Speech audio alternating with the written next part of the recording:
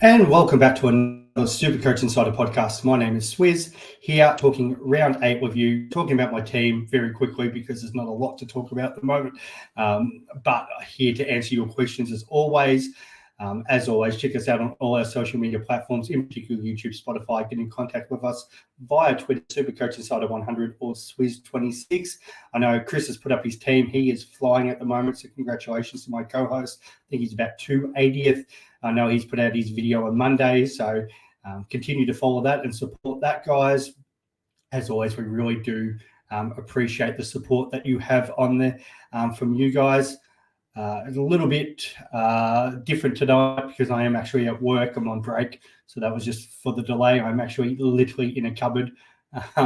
So apologies if the sound's not as clear and crisp as it normally is, but that's just the trying to do the best. I've got usually work mornings, but my swap is away this week, so while he's away, I've got to work the afternoon evening shift, so not a lot of time to get on. Luckily, tomorrow I think my break's around why the first half of the footy's on, so at least I'll get to watch that.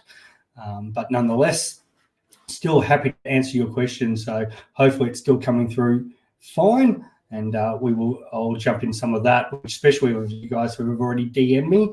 Always appreciate the DMs through the week and those who have replied to the response, so feel free to jump on the chat. It's not going to be a huge one tonight, but I know there are a few questions that you guys want answered, so I'll get through into that. But first, we talk about my team.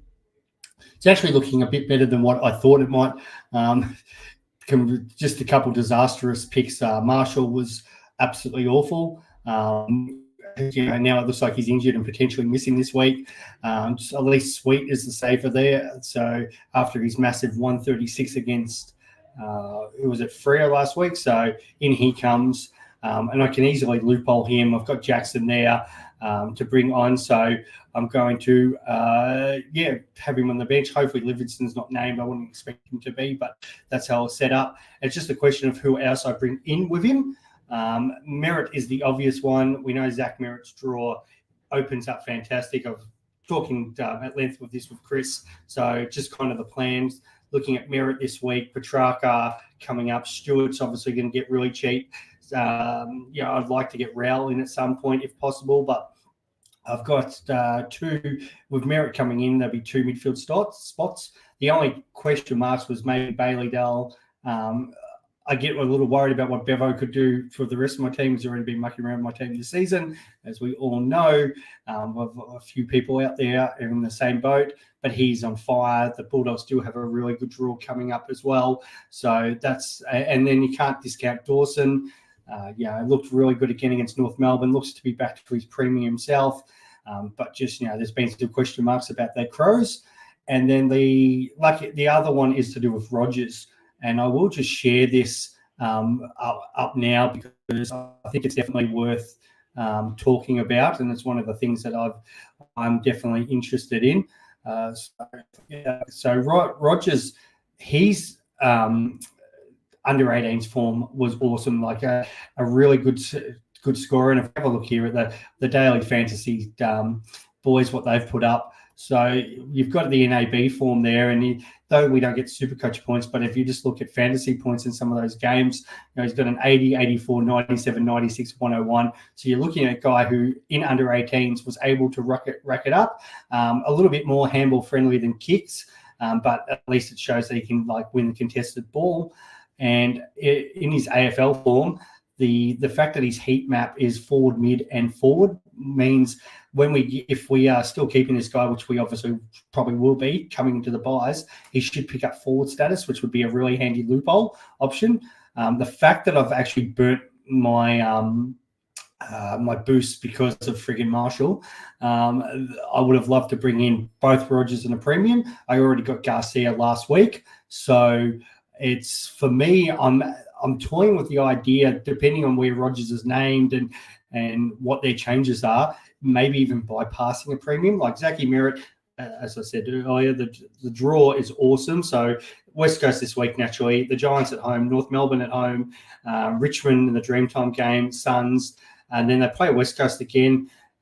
after their bye. So it really opens up for him. He performed really well against the Pies last time. They have them a couple of weeks after that too. So even Merritt with a break even of 130, that's probably what he's going to go. So the one thing with Zachy Merritt, it's not going to cost you anything more if you're held off a week, but it's just more the points. So it's trying to work in my head, how close could Rogers potentially get to Merritt? Because I would like to get Rogers in my side. And as Matt's just put up, Rogers, who is the Gold Coast rookie. The annoying thing with Rogers was first week he was sub. So just a little bit food for thought, and did play West Coast last week. So, no disrespect, but they are obviously the strongest team in the world. But he looked fantastic in his proper debut last week, playing a full match. So, anybody who can come in, 22 touches, laid the 3 tackles, the 98 Supercoach, did kick a goal. So his dream team to Supercoach, 69 to 98, was very boosted. So am I expecting 98s all the time? No. But at the same time, it is food for thought because he could be a really handy rookie. But at the same time, I do really like the idea of going the premium option, and that's why for me, I do have Merritt in there because obviously Merritt with that draw, and he's just locked and loaded as a top eight selection this season. So I think that's probably the way I go. I'm a bit very similar to Chris here because eyeing off Petrarca, we know Stewart's going to get really cheap in a couple of weeks. And the fact I've got 4 defenders, Stewart becomes my 5th defender. And realistically, I'm just kind of looking for a Ryan in there. I'll be looking for 2 more midfielders. And the forward line kind of just takes care of itself at the moment. They're not really standing out. Powell's in there for now. The word on the street is Phillips is going to get dropped. Powell goes back in the midfield. So I'm happy to hold that for another week. But we will wait and see how selection, obviously a lot of decisions come around with selection. So we've got to kind of look through that. I'll go to the questions here in the chat first, and I'll get on to Twitter. So thank you guys for jumping on as always. Really love the fact that you guys do. Hey, Kev, thanks for jumping on as always, mate. Julie, no problem about the dedication. I think the 3 of us, the big thing is because Ben this week again, so we're going to do a group one. He's got year 12 assessments to worry about. And obviously I've been working afternoons this week. So it does make it a little bit difficult. But Chris is obviously performing really well this year. I think last year was me. The year before was Ben. So there's usually one of us doing really well. I try to answer more of the questions from you guys. We all kind of try to bring something different to the pod. So that's my job. And actually really do enjoy doing it. So love dealing with you guys. So Liam Plunkett with a stars thing. So shout out, mate. Would you trade Powell to Bont or Cadman to Rogers? Because she's the forwards now. Powell could easily drop money this week, but Bont last week he actually spent quite a lot of time near the late in the game on the bench. So there might just be the fact that he couldn't get on, or is there still he's carrying something there? And could you potentially wait and see? But I do like the Cadman to Rogers one because not many people are going to able to get on Rogers.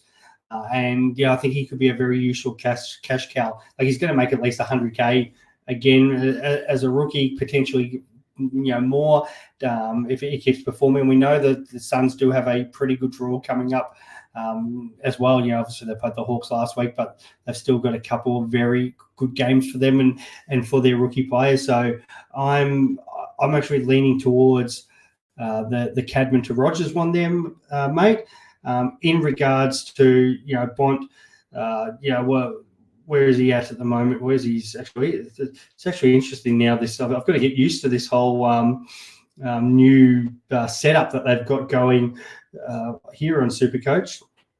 The one thing with Bont, it's Hawthorn Richmond the next 2 weeks. So, Supercoach has got break even 124, 133 the week after that. So you can still get him around the same price, even if he goes off. It's just the fact that the potential points on field. And that's kind of that debate with Merritt. I'm like, if Rogers potentially, maybe not as much this week, because the Suns obviously have a tougher match in the Lions.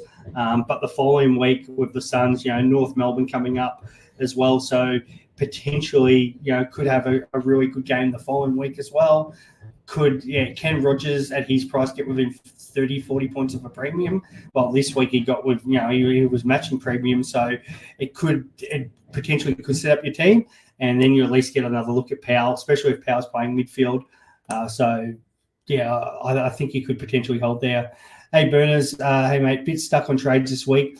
Thinking of trading Tom Berry or D'Ambrosio this week, but can't really decide.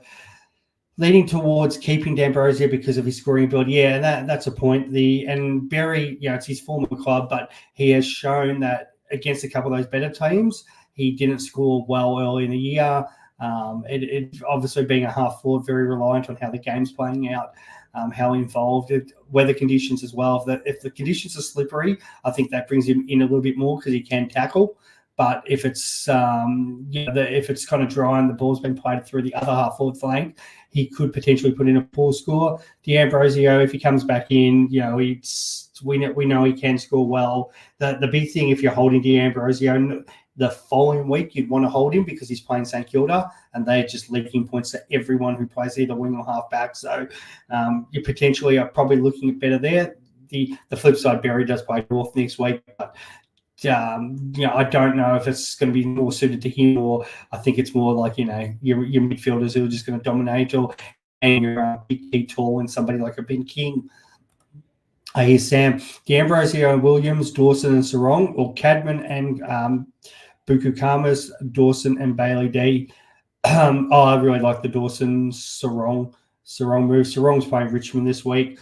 Obviously, Pickett could potentially go there and defend him, but Sarong's has put a foot wrong this season. He looks good. Big contested game the following week against the Swannies, and then the Saints the following week, like that. I don't think it's going to fuss Sarong too much.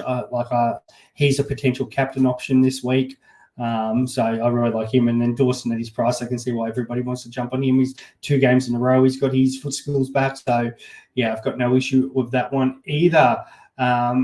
Here's Maddie. If both selected to play, which would you choose, Rogers or Garcia? Well, I went Garcia last week. I went mainly because, I Liverpooled out. So if he was going to be sub, I had it actually ready to go. I was sitting in the car park down at Dandy Club and had some drinks for my birthday. And we'd and I had it ready to go to the reverse if need be, and then obviously the news Libra was out, and I just went with Garcia. But I think there'll be some question marks about Garcia going forward. Like, he's probably played well to keep his spot in the best 22, but I really like Rogers, as I had those stats up earlier. So it's a bit of a point of difference of rookies. So that's the way I'm leaning, Matt, and especially now that Rogers already had his chances of sub. He's come on, full game performed. I've probably got a bit more love in Dimmer for that. So thank you. Kev, is it worth Steele Terrell? It probably is if Steele's missing this week. If he isn't, well, Steele is playing North Melbourne. A couple of questions about how fit injury at the moment with Steele, so that's probably a fair thing to look at. But if Steele plays, I think you can hold him. If he's missing, moving to Rao probably does make sense. Steele is going to drop cash. That's probably a good one for people who didn't get him. Well, I can potentially look at picking him up as an M8 now, which would be nice. Ash, this is thank dedication. Cheers, mate. Literally, you can see the cupboard sign behind me. I'll actually take off my team and you can have a look there. There's a little bit of noise. There's trains rattling past me at the moment, but it's the only opportunity I was going to get on this week. I have a bit of a break going at the moment, so thought I'd jump on. Bailey D, a good swap for Crouch. I'm a big fan of Bailey D. If I probably had an extra, I had the boost, I would get him. It looks like hopefully Bevo will keep to his common senses. The only problem is obviously he went massive a couple of weeks ago against St Kilda, who just leaked points for fun, but he still looked really good against Freo. The next couple of weeks are friendly for the Dogs. And they've got the Hawks, the Tigers after that. So they've got a pretty good run coming in the bye. The only issue with it is, can he be that season keeper? I think his best year is 100. But as a person who could potentially get you to the buys, make money, and then reassess, and if he keeps going strong, he does become a keeper. Awesome. If he doesn't, if you don't have a Ryan, a Houston, someone like that, potentially an easy swap, especially because the Bulldogs do have the round 15 buy, so he could get you to round 4. play the round 14, plays against Freo again, hopefully scores well. But if Bailey D was going down or didn't look like he's performing again, well, there's plenty of options that you could trade him to as well. So I like the play because it either can be a short-term or a long-term one. Who are we looking at? Mine's I said that the big one for me is Merritt. But if I had to rank it, I'm going Merritt, probably Merritt versus. I nearly got Rogers just because I like the fact that I can still bring the cash and a guy the final week. So I'm going to go Merritt, Rogers, Bailey, Dell, Dawson, and the gap's not much. Like Dawson's firing too. It's team related. Depends what you need. Now they've got the 4 defenders. And who else have I got in there? Comben, Closeley, the ability to put Buku back right now. I think I can even swap Roberts. Yeah, Roberts down there. I'm happy with the 4 defenders because I know I'm going to get Stewart soon anyway. So, but if you're like me, a couple of weeks ago, you've got overall defenders, then you probably need a defender. If you need a midfielder, then obviously Dawson or Merritt are the play. Merritt obviously more expensive, 130 break even, but that fixture. Everybody's talking about it, and Merritt's just on fire. Like, if they're not only going to win his 5th best and fairest, but I'm agree. I think was it Matty Lloyd that said this guy's probably leading all Australian captain right now. He's flying. Hey Ricky, how do you split Green and Sarong? Feel like Sarong could get to 650 quite easily, especially playing the Tigers this week. Green is a very good price. Green is a very good price. I naturally like Sarong better just because he's playing against my boys. I'll be there watching that, so I'll personally enjoy watching that game. Green could do anything as the Swans, but you would think more points are shared because it's going to be a tight contest. Sydney have so many good players. That's actually going to be a ripping game. It deserves a better time slot than 145 because it's something that you really want to watch. But I don't think Green's going to kill us this way. They potentially could, but you just think that both sides are absolutely stacked. So, to get a higher score in a game which has so many good players in is obviously going to be harder compared to Sarong, who, Richmond this week, it could be anything. It doesn't mean he's going to necessarily score a 140, but there's not as many points obviously going around because a lot more poorer players in that game. And then you can potentially look at Green the following week or the week after that. Like if you're looking at trying to get both of them, even long term, like the other focus you've got to probably think about is buy structure. So Green has that first buy, so potentially can you pick Green up after his buy, where Sarong has the very friendly buy 13, which is only shared by Port Adelaide. So I'm a big fan of Sarong because of that buy option as well. Trade out Powell or Darcy first. I really want to hold Powell. I want to see how those teams are named. If Phillips is out and Powell is named in the guts, then I'm more saying keep Powell. If that's not the case, then obviously flog Powell off. Is McKercher too risky? Are you saying bringing him in, getting rid of him? I'm gathering, Alex, you mean bringing him in. I probably wouldn't be trading him back in. But in saying that, I think he's bottomed back out, hasn't he? He's about 250. So it's just the question of, does he keep that role? There's a lot of chopping and changing at North Melbourne at the moment. There's a little bit of food for thought there. But I think what's he dropped down to, like 50K over his starting price? Where are you, McKercher? 48,000 from his starting price. So, I can see the appeal there because obviously if he puts out what he did last week with the 102, he could potentially, go back, start again. Break even of 6 comes out. So break even of 8. So I mean, this week that score of 6 comes out of his score. And if he was, if he puts up another 100, he could be making 30, 40K. But I just don't know if that's going to be enough going forward. Like it only takes one bad score again. And we have seen it from him, like the start of the season well, but they put up the 54 against Brisbane. They do chop and change. Clarko does change his team around a bit. So if I knew he was just locked in a half back, I'd say, why not? But potentially what do North do from a week-to-week basis, even in games like we saw, was it Comben that went forward? You see players moved around just because depending on how the game situation is playing out. So do they try to put McCutcheon more around the midfield? There's talk about swapping Sheasel up. So, I'd wait and see there.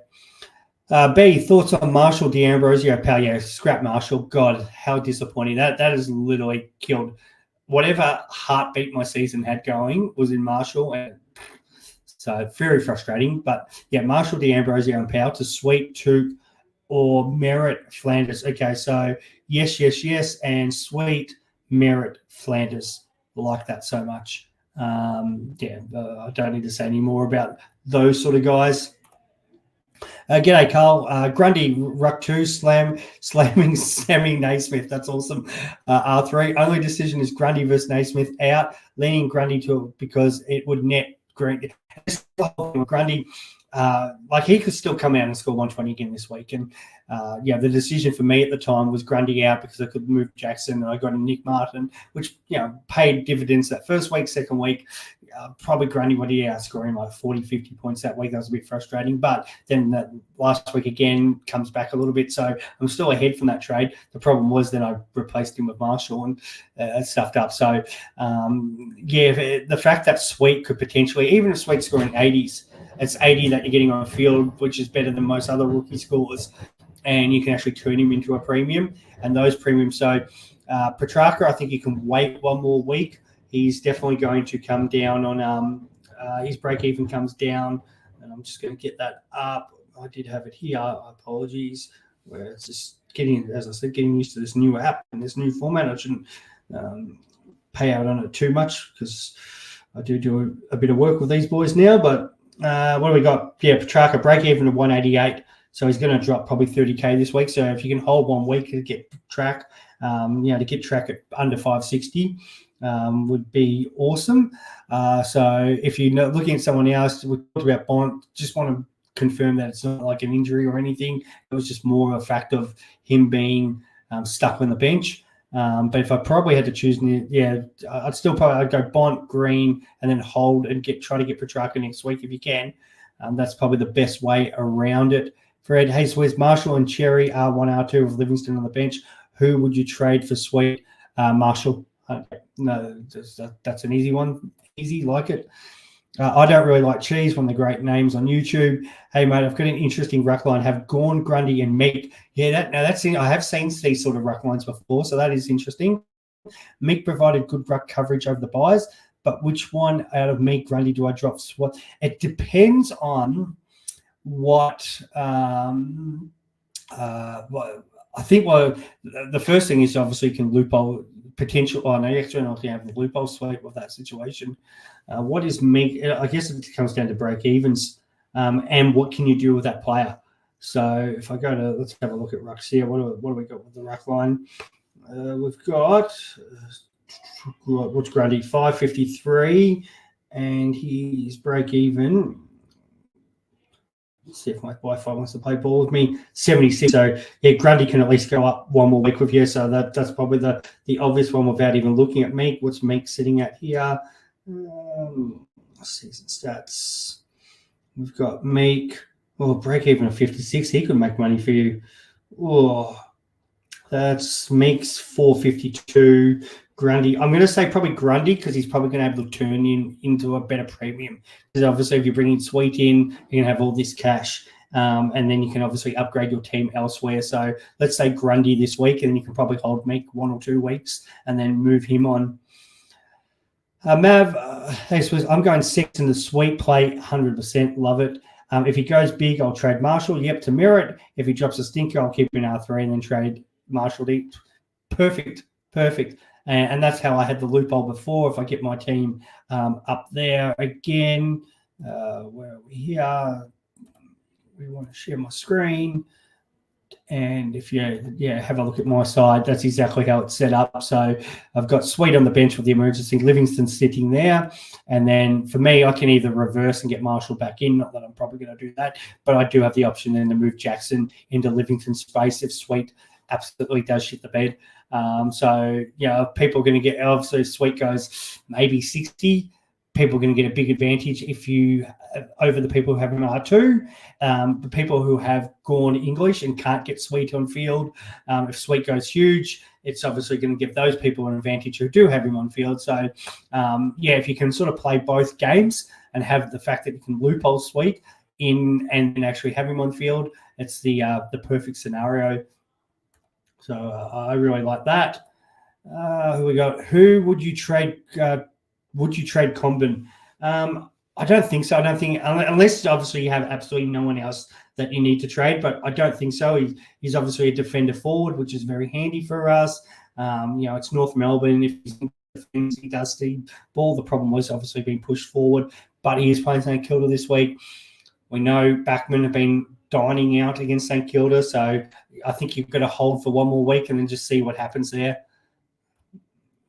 Trav, worth moving out Bell, Grundy, and Palmas for Rogers, Sweet, Tom Green. Yep, cool, love it, no problems.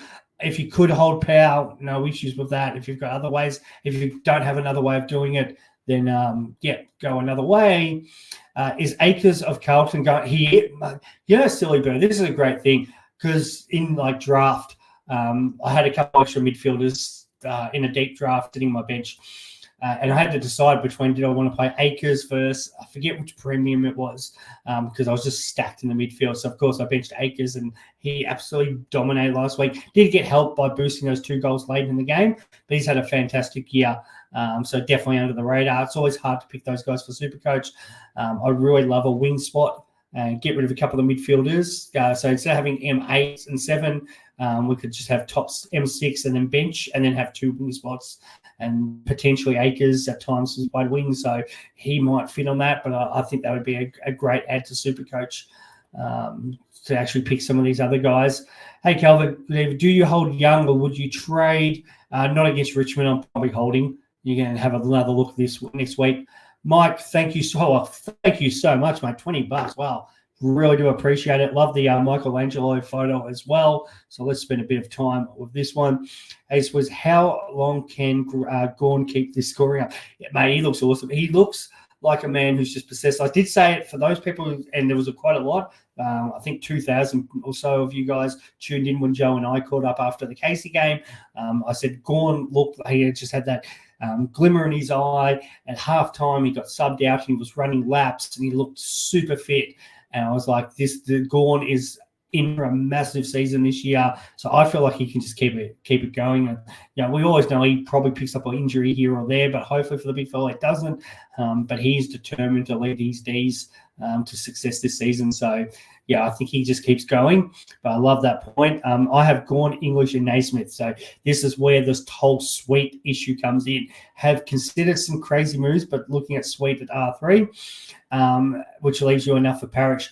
Parrish, I said this last week, if Parrish gets on a run, he goes huge. Now, have I seen enough thinking this is the start of the run? No, but their fixture coming up is probably the sort of stuff that Parrish will bully. So I don't mind as a real pod play, especially if you're further back. If you're like me at the moment, far back, like going to Parrish could be a great play. So I don't mind that at all. Obviously, the big move would be trading a Gawn or an English out. I think your move, but is because it's Naismith at the moment. Sweet plays tomorrow night, and though it's a bit of a 1 week play for now, you can definitely put the emergency on Sweet. Let's just see how he goes, and then potentially, if you've got a Livingston or you might have them to move there. But I do like the fact that you're looking at just Naismith and because then you still keep the 2 big dogs who are going to obviously score really well. And if Parrish gets in a run, that's going to be a huge pod for you. And we've seen it before. So no, I really like that. Sorry, just joined. Yeah, what's your vertical steal? I want to see the named. If he's named, I think you've got to keep him. He's playing North Melbourne.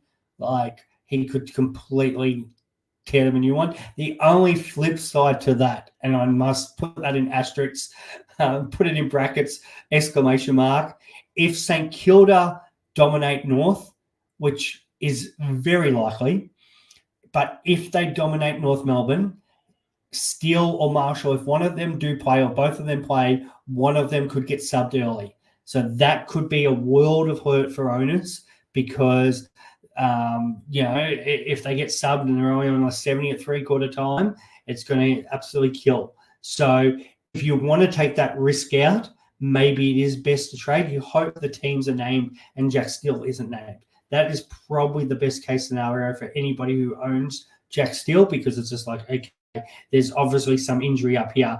Break even of 190. I don't think has he ever, what's the closest he's got? Like 167's his highest score before. So a lot would have to go right, but he has scored a 160 against North. So if he was to do that, you'd be just, it's that whole, how long did he keep Dawson? And then, we saw what Dawson did even last week. Teams have been dining out. So that's the only flip side of going if they are dominating. However, St Kilda do need a big win. And it wouldn't surprise me at all if we got a situation there where the Saints just got to just put the foot down. I think and to my Saints mates out there, good, I hope you guys win and stuff like that. The only flip side is just because of Cooper Gretsch, it would be hilarious to watch North Melbourne beat St Kilda. So it's no disrespect to my Saints mates out there. It's just because of one Saints supporter, and we all think a lot of people out there just want to see the meltdown if it was to happen. And for the North supporters as well, you're going through enough. So it'd be nice to see you getting a win. Thanks, mate. Yeah, and all these things 50-50. That's the hard thing. Like that's why Chris is ranked 18,000 spots higher than me this year, because he's 50-50 decisions. He's got nearly all of them right, and that's why I've got the photo of the good old Simpson NFL. When you're right 52% of the time, you're wrong 48% of the time, and unfortunately this year it hasn't been working out. Bonner, question mark. Is that meaning trade Bonner? I'm going to say it's not bringing him in, so I'm going to say bring traded. Again, the hard thing is it's the week against North Melbourne. And would you do that? They got North, they got the Hawks coming up, break even of 76. Unless you're really desperate and you had no one else to trade, but I'd probably just keep him. Great minds, thanks, mate. And that's what I try to do. And I do appreciate people who message me. Actually, thank you for the advice I took and actually came out. Some people sit there and go, yeah, sometimes the advice didn't come out as exactly how it was, but it seems like the advice I'm giving is actually more on the money than the advice I'm taking myself, which I should talk to the people I talk to. Nathan, if Sweet scores well, I'm thinking of doing something crazy. Have Gawn English now. This is where it gets real creative, isn't it? We'll trade out Gawn for a premium mid and bank. Rank 660. So 660 now. This is great because this is the whole thing from I think myself a few years back when I was ranked 50 around the buys, and it's like I can just plod along and get a top 30, top 40 finish. Awesome. It looks good on the old resume, and get another 100 finish. Or do you have a crack? And obviously being a bit further back, but of the points for 660 to up the top wouldn't be that outrageous. A couple hundred points there, because I think I'm like 500 points behind the top players. So it's not that big of a gap.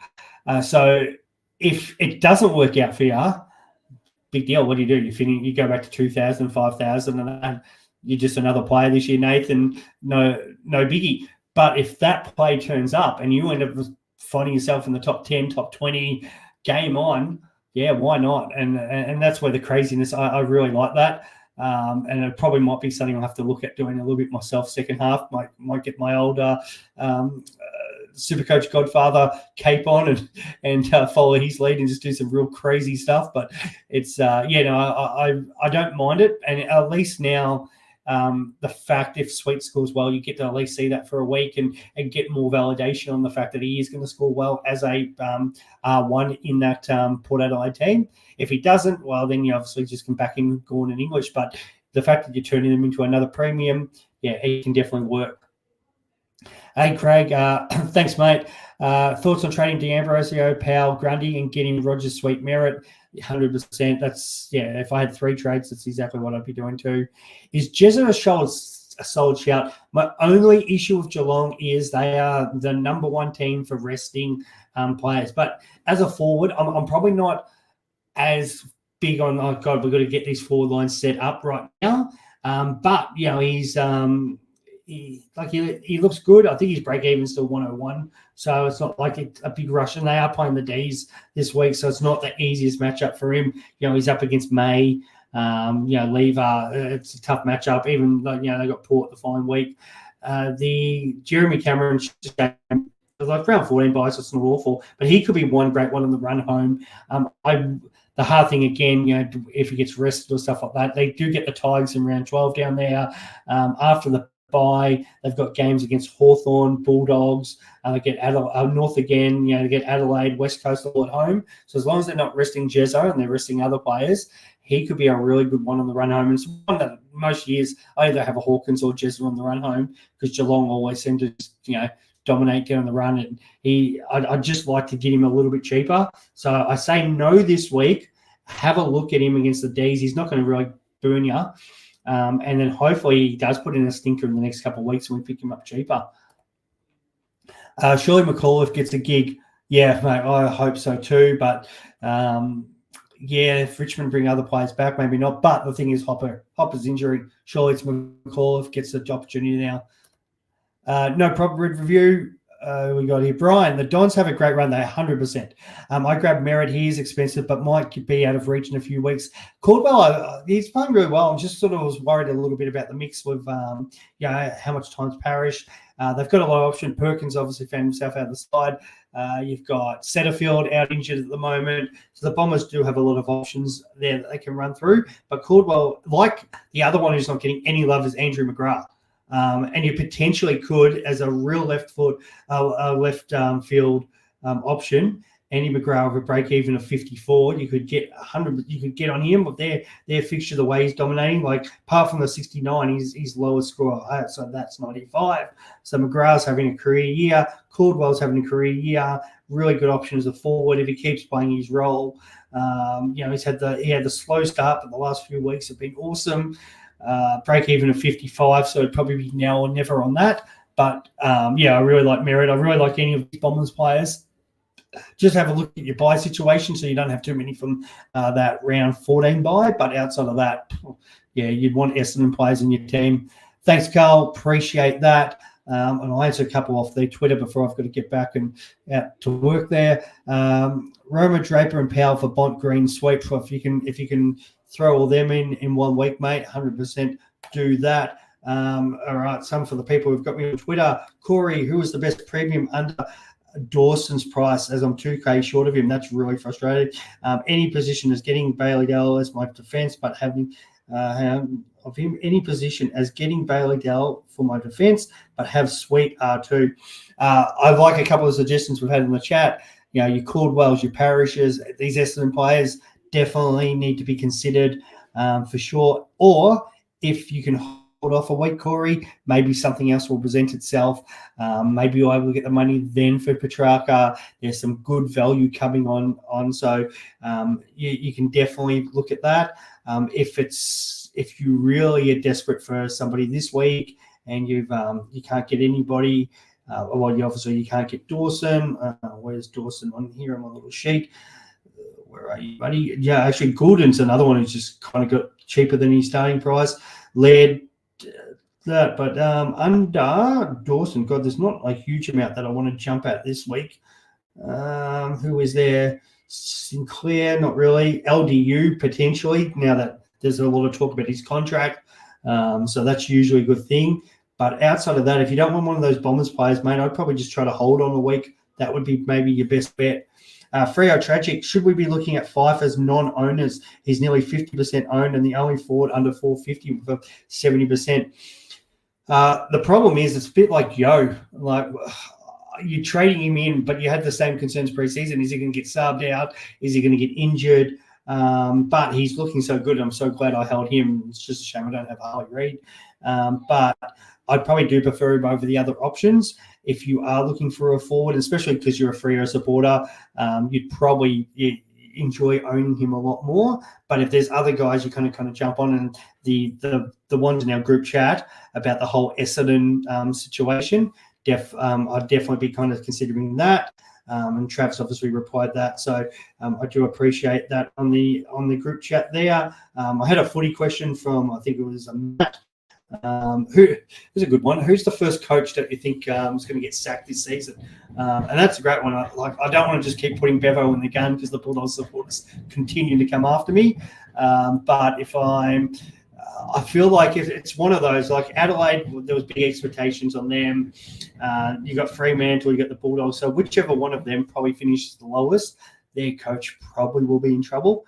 Would be my feel. I don't think it's going to be Clarko, Sam Mitchell, Tuesday. They're obviously going to be safe. I think West Coast will obviously stick with Simpson. They're showing something at the moment. Ross Lyon, Tua, St Kilda, Fagan. Only if the case was if everything else outside of his life, dealing with the issues that he had at Hawthorn, was getting too much. Maybe they look at a change if Brisbane will have a disastrous year. But after making a grand final, it would have to be more Fagan than the club.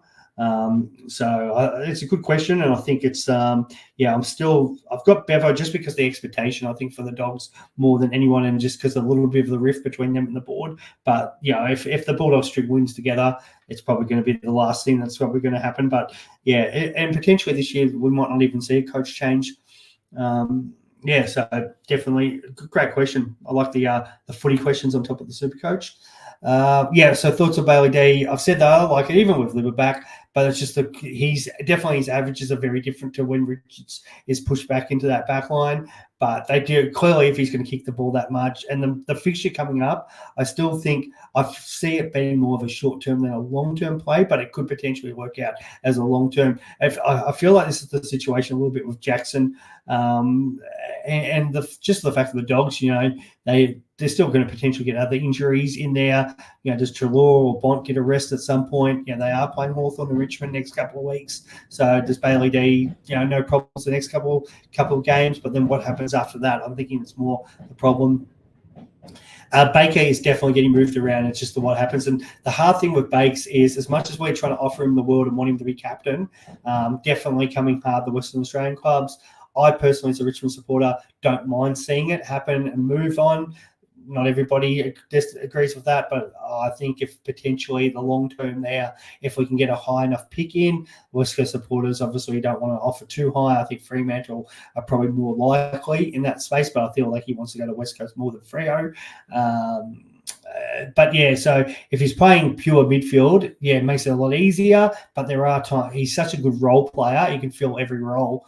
In games, he might need to go and fill other roles, which obviously does affect his scoring each week. So it is frustrating. Supercoach Pro, would you trade Marshall regardless of his to a Gorn or save the 130k and grab English? I'll save the 130 and grab English, mate. Yeah. Wish I got English now, but now we've got Sweet there. How are you on Dawson? I get my massive no. Yeah, the North thing. I still think he was still playing. He was still getting the ball in the early rounds. So that wasn't his issue. He was just butchering it. He had low on confidence. So that was a real issue there. But I think now that he's got his confidence back playing, I still think he's going to be decent, but I just like the other. And that's why when I had the rankings before, what did I go? Merritt, Rogers, Bailey Dale, Dawson. I think that's how I wrote that. So I still think I've got no issue with people bringing it in. I just think there's a better option this week in Zach Merritt. So I wouldn't say it's a massive no for me, but I'm not reaching to go grab Dawson. And that's where the decision here, depending if you needed a midfield or a backman. But I've got Bailey Dale over Dawson at the moment. But I said, I feel like Bailey Dell, at least if it's a short-term play, gets you up to somebody because he's obviously going to make a lot more cash over the next couple of weeks. Dawson's going to be around the mark, but I don't know if he's going to actually be in the top 8, but he'll be close to. But we know how good he is. I'll take one last because I do have to get back out there. Who would you get as a defender this week, Dacos or Martin? It's much of a muchness because you want both of them in your team. I think it comes down to break evens, and what are their break evens? It's like owning both. They're great. Martin's Martin's got the ability to push forward and dominate games. His break even's 93, and what is Mr. Dacos? Dacos is 78. So get Dacos this week, just a better break even. So he's going to obviously go up potentially higher. If you've got the ability to afford both of them. All the best, guys. Thanks, Mike. Appreciate it. Thank you to everybody who's jumped on. I'll catch you up soon. And I'll probably be around more for next week's podcast. Good luck super coaching and enjoy the weekend. Bye, guys.